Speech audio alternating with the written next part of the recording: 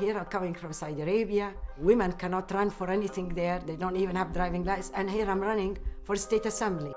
My mother taught us, take the best that your Arab culture has to offer and take the best of what your American home has to offer and put them together. And my grandfather, he said, if you think that fighting for people's right is right, then continue that, continue that. Major funding for Arab American Stories was provided by Mohammed and Jamie El Arian, the Arab American Community of Michigan, the Arab American Community of Houston, Texas, the American Syrian Arab Cultural Association of Michigan. Additional funding was provided by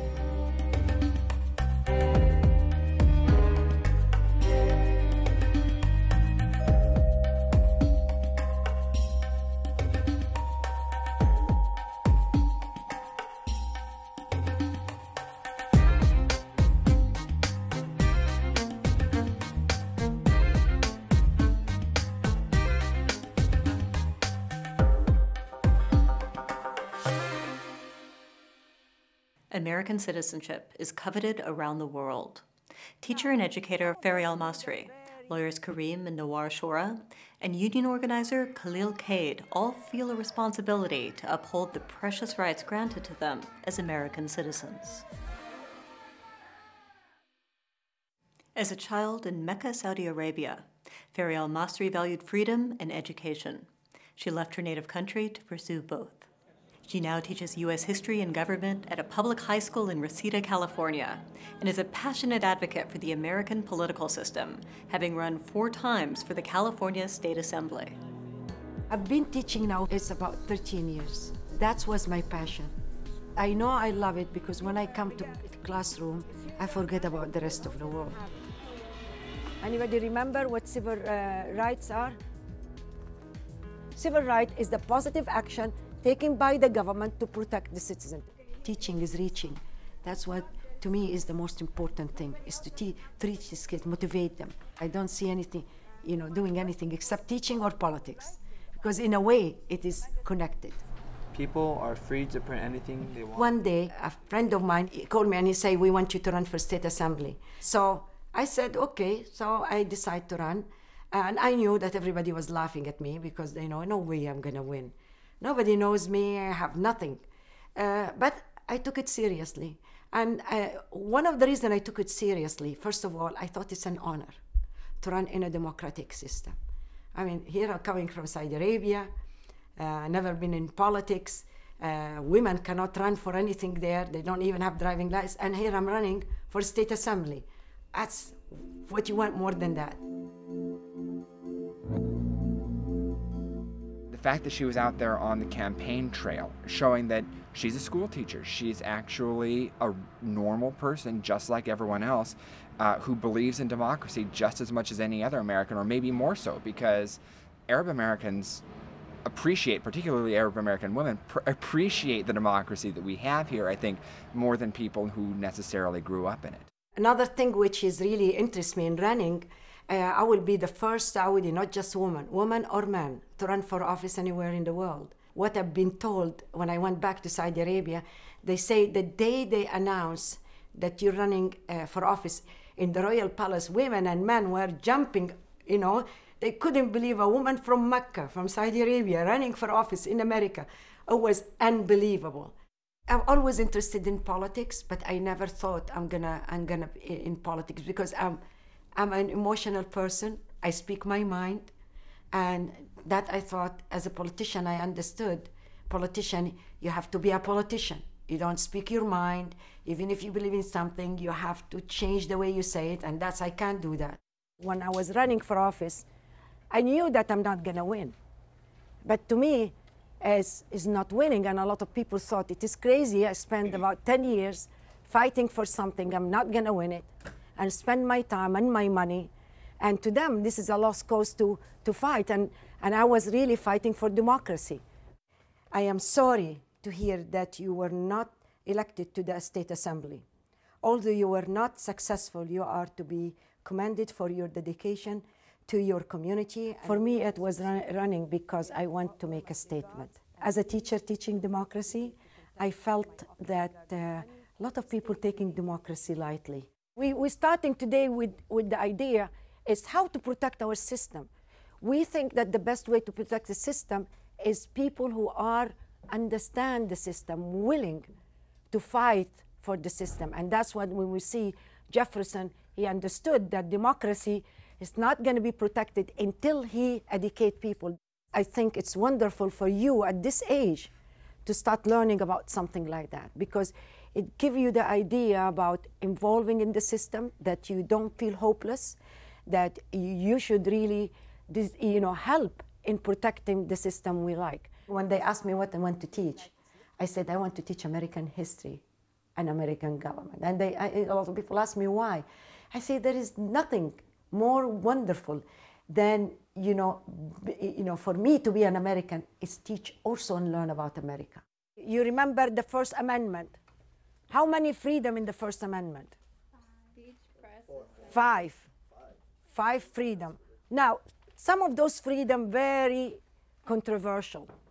And it is very difficult to understand what is the limitation, what you have right and what you don't. Like, for example, they gave an example for that. They said, you cannot go to the theater, for example, and start screaming, fire. What happened when you say fire? Everyone gets up and runs. Exactly, everybody will run, and that cause what? Chaos, and cause it could be somebody can die or somebody can hurt, because with freedom it comes responsibility, and that's the beauty of being free. That's why you find a lot of people ready to die for their freedom. We see that in the Middle East now it's going, young women, men, children are dying because they want to be free. So it is, we feel that we are really lucky to have this freedom. But the problem is, some people, they don't understand how lucky, and people take it for granted. I think one of the greatest achievement of this campaign for my people in district, that I show them there is nothing called losing in a democracy. The beauty of the campaign or the candidate is go through the journey. I was so lucky to be in this campaign and to be given this opportunity. It's hard, it's not an easy, it's hard, it's impossible. But it gave me the opportunity to learn about America. For the first time, in my life, I think I transferred from being a new immigrant to being real American. Everybody was American before me in my family. So we decided, the day when we have to go taking the oath, and it was a moving day in my life. I was, I feel like crying. Yeah, it was a very nice, because I know it's a commitment, and it is for me to be the best American I can. I felt great after that, and I decided to be real American, and that's what I taught my kids. And I say, I want you to be the best American, and the best Arab, and the best Muslim. And that's, I remember even what I told my son when he went to Iraq. And I said, you're going there, but I always taught you not to be the ugly American when you go, to be the best American, to be the best Arab, and to be the best Muslim. And that was my, the way I looked at it.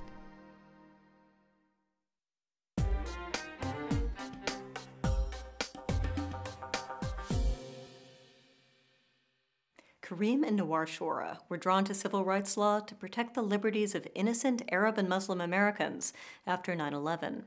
They now use that experience to serve the entire American public in their respective jobs at the Department of Homeland Security. My mother taught us very early on. She would say, take the best that your Arab culture has to offer and take the best of what your American home has to offer and put them together. And I think it applies to Kareem and I. We took it to heart very early on.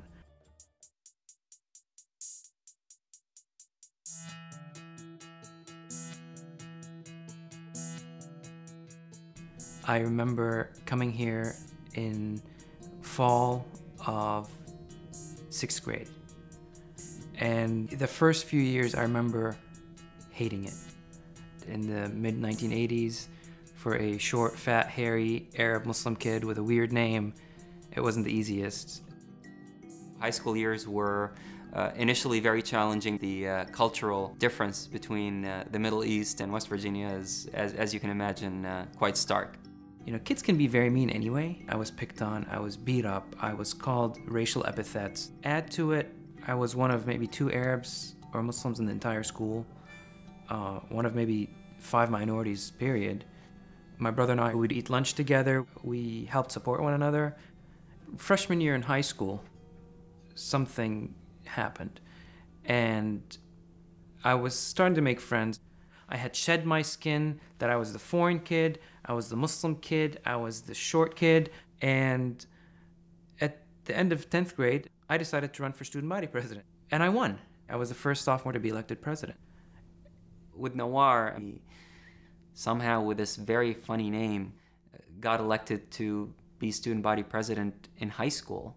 He did it in Huntington, West Virginia. Later on in college, he's the one who got me into student government. And that's what first got me interested in sort of the legal policy world.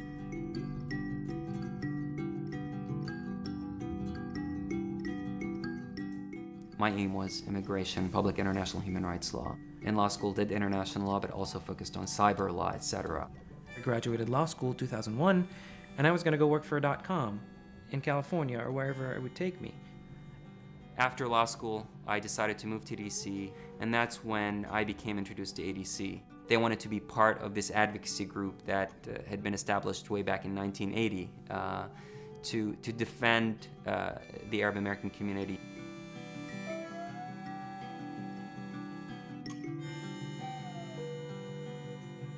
We were focusing most of our efforts on cultural issues at the time, addressing stereotypes in Hollywood.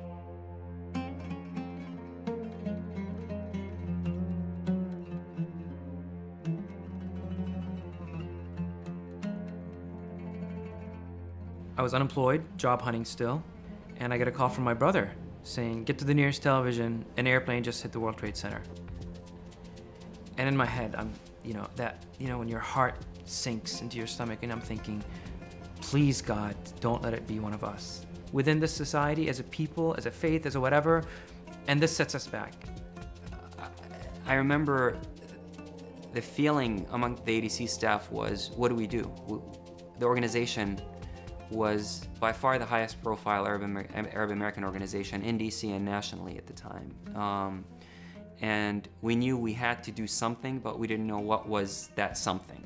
We started receiving the phone threats within an hour of the attacks taking place.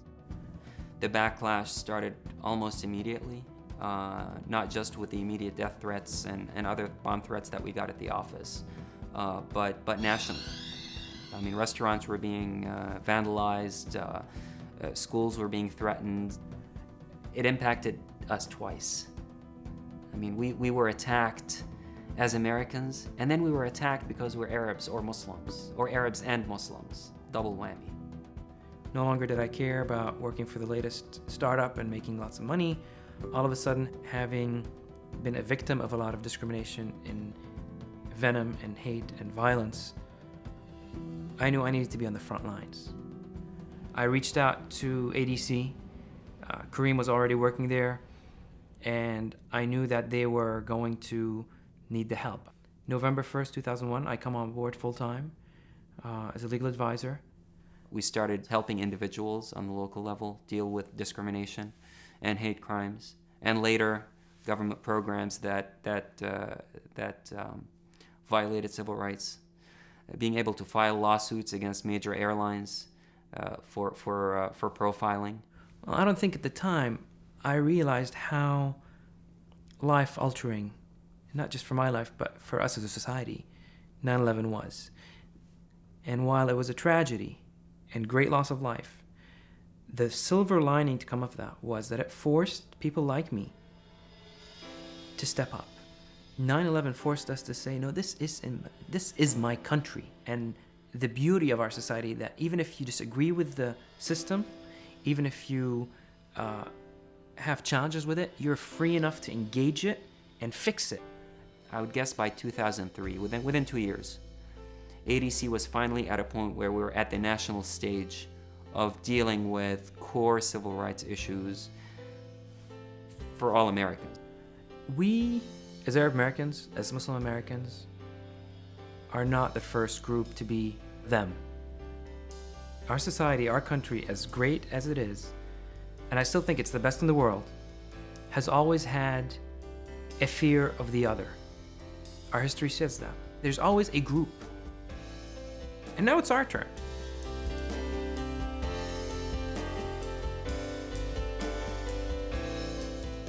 I moved to government first, but very shortly thereafter he also moved, working on very similar issues, both civil rights, but he's still more on the training, cultural awareness side, and I'm still more on the dealing with the advocacy and the policy side. I'm proud to say I work for the US government. I'm proud to say I know a number of Arab Americans and or Muslim Americans in a broad range of service to their country, whether on the Hill, in law enforcement, in the intelligence community, whatever it might be, in military, and I'm proud to say that.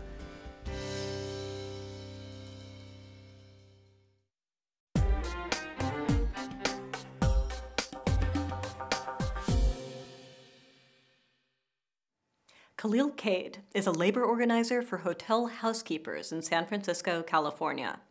When Khalil's father and grandfather first came to California from Yemen, they worked in the fields, and Khalil grew up hearing stories of the Yemeni labor heroes who fought for their rights alongside Cesar Chavez and the United Farm Workers. He takes inspiration from them on his daily rounds of employee break rooms in San Francisco's fine hotels.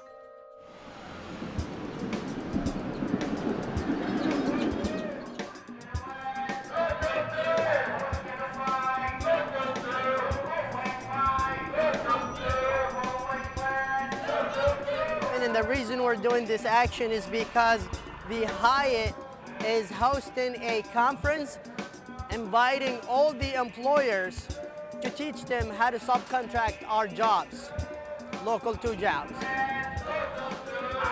And we're gonna continue this action until 7 o'clock.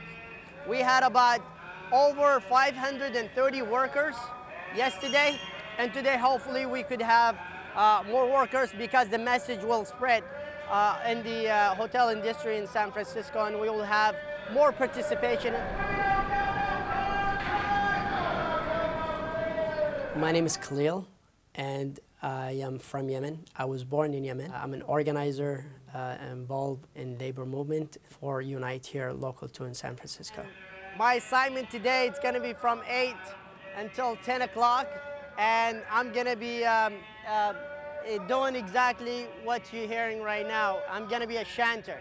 When I see customers, guests coming to check in, I'll tell them not to check in.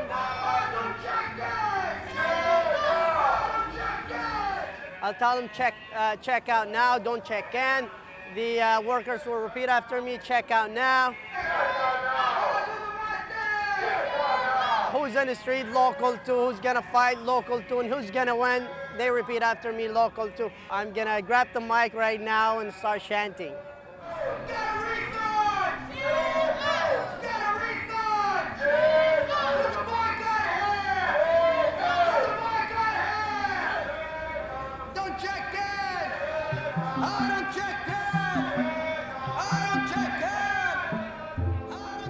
There are not a lot of, I could say not a lot of Yemenis in San Francisco. The majority of Yemenis came from a background of farmer workers back in our country. When they first come here, they all go to the farm and start, that's their start job. It's the same work. So it's no shame to work, to continue. As a janitor, that's a shameful, for them, it was a shameful work to do, to clean. I have a huge family, you know, my dad, my mom have been married for a long time, over 35 years. My grandfather, I love my grandfather. He died about 8 months ago. He was with me in every step. His name was Hassan. He is one of the greatest. And my grandfather, he said, if you think that fighting for people's right is right, then continue that, continue that. I got my citizenship when I was maybe 12 years old. That's when I got my citizenship. And I got my citizen and I swore at the same time my grandfather gets his. same day we swore together. The majority of people and local too workers are the housekeepers. You're gonna see a lot of them after 4 o'clock.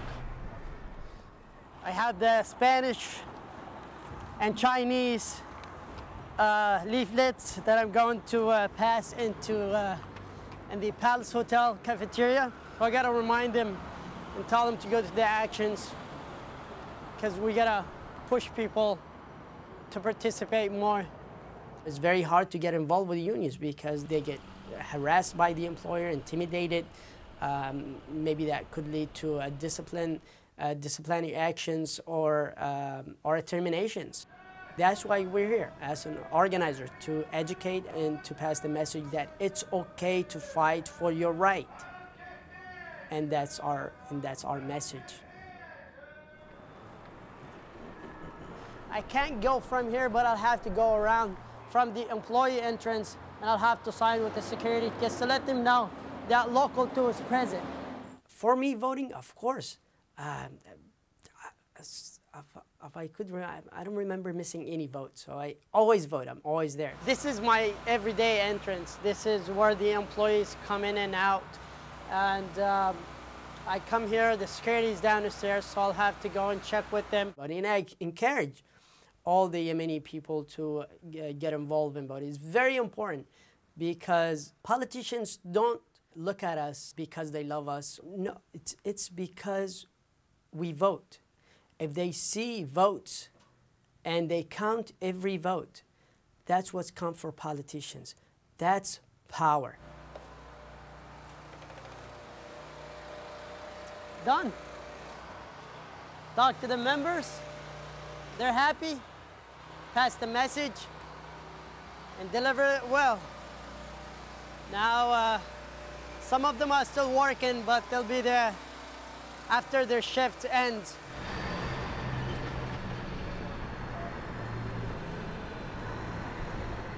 Vote. Voting is power. We really need politicians to respect us as a Muslim Arab Americans. It's time.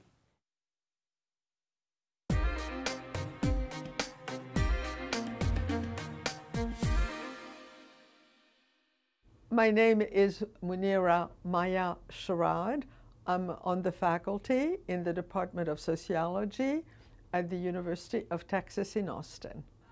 I mean, I think what's been really remarkable about the Tunisian, Egyptian, Libyan uprisings has been to see the role of women in them. We've seen women really at the forefront of some of the protests. We've seen women with banners in demonstrations, some women involved even in fighting in Libya. That is something that one did not necessarily expect. It's a sort of very complex situation where I think the American students do not totally abandon whatever stereotype they had, but at the same time, when they see the women at the forefront of protest, that really shatters their previous understanding.